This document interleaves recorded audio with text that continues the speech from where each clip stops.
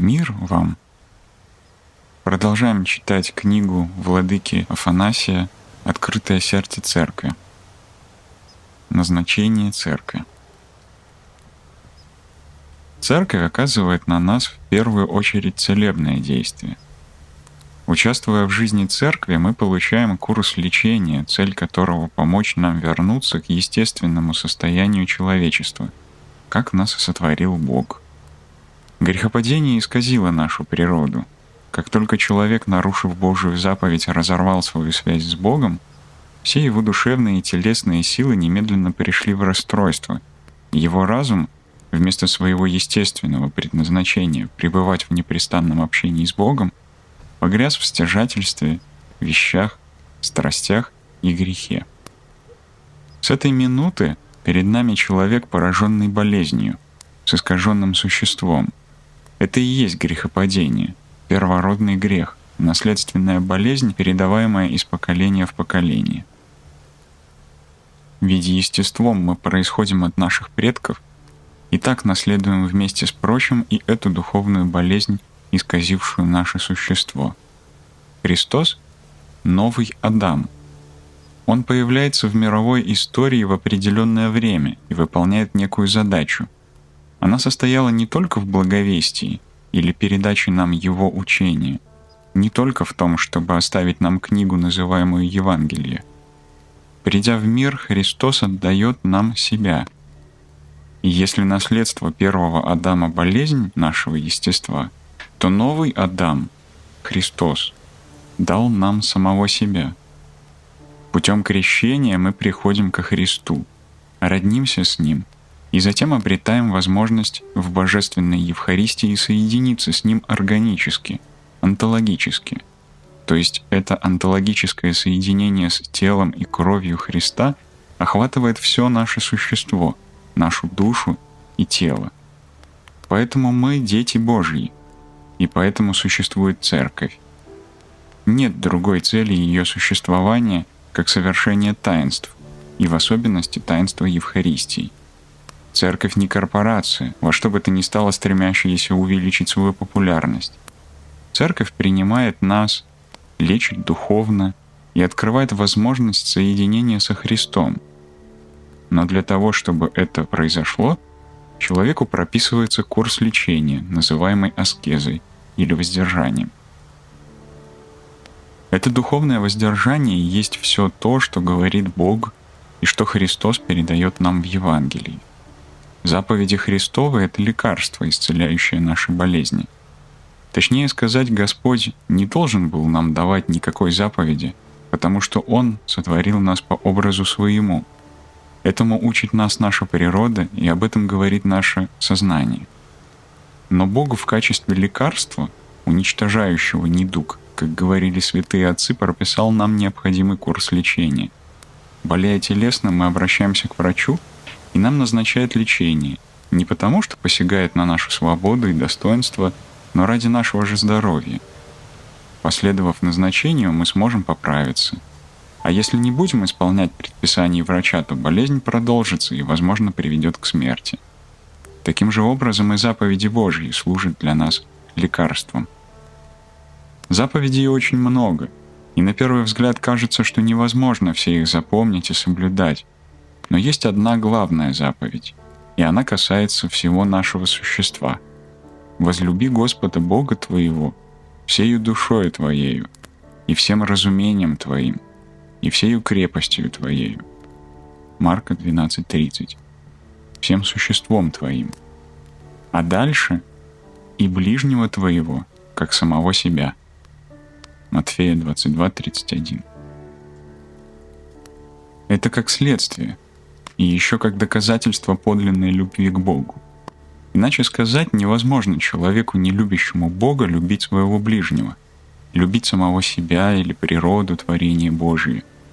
Итак, у всех заповедей цель одна — все они сходятся в любви к Богу. Такая любовь — естественное предназначение человека.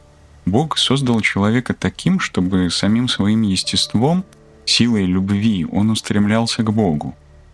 В Писании сказано: «Бог есть любовь». 1 Иоанна 4:8. И устремляемся мы не к некой идее любви, но к личности. То есть церковь направляет нас к встрече с совершенно определенной личностью — Богом. Таким образом, в церкви мы растем личностно, с тем, чтобы стала возможной наша личная связь с Богом. В этом основное отличие православного учения церкви от восточных верований, которые говорят о некоем неопределенном и безличном божестве. Поэтому и молитва так отличается от медитации. Молитва — это движение личности к Богу личности, а медитация — это безличное движение к неопределенному божеству. Движение личности к Богу предполагает, что Бог стремится к нам. Наконец, раз Бог есть любовь, то и человек, созданный по образу Его, есть любовь. Сила этой любви заставляет человека оставить себя, совлечься себя и отдать себя другому человеку, как совершил это Христос в своем истощании. Отвергнув себя, мы встречаем Бога в единении любви, совершенно личным, заполняющим нас до конца. Это соединение Бога с человеком не только духовное, философское, метафизическое или душевное. Это абсолютное единение на всех уровнях. Нужно знать это, чтобы понять, каков на самом деле наш путь в мире. Тогда, встречаясь со множеством заповедей, мы понимаем, почему нужно все их исполнять. Церковь не собрание заповедей и законов, но у нее есть определенная цель. Доказательством правды того, что говорит и обещает Церковь, служат ее святые, все ее чада, которые являются подлинно чадами Божьими, живыми членами Церкви. Благодаря курсу лечения, полученному ими в Церкви, они стали храмом Святаго Духа, избранными сосудами Божьими, в которых действует Святой Дух. И по всей земле имеются такие люди, которые испытывают в своей душе действие Святого Духа, знают, что такое благодать.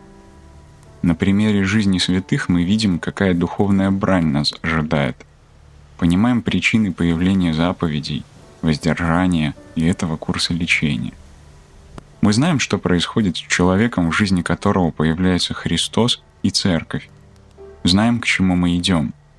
Остается только сказать, как вступить на этот путь восстановления отношений с Богом, как обрести Бога, как испытать то, о чем говорит Церковь. Бог, разумеется, нелицеприятен, то есть Он не так действует, что одному дает, а другому не дает, к одному милостив, а к другому нет. Бог не выбирает, но всем нам дает свою благодать и свою любовь. Мы сами определяем свои отношения с Богом. Обладая свободой выбора, один человек любит Бога самозабвенно, другой меньше, третий совсем чуть-чуть, а иной ненавидит Его. Конечно, нужно утвердиться в намерении и сказать себе: «Я хочу быть верным до конца», несмотря на то, что в определенных случаях Бог оставляет человека бороться одного, насколько ему хватает сил. Следовательно, человек никогда не должен терять мужество. Он должен быть уверен, что это дело не человеческое, но совершается самим Богом.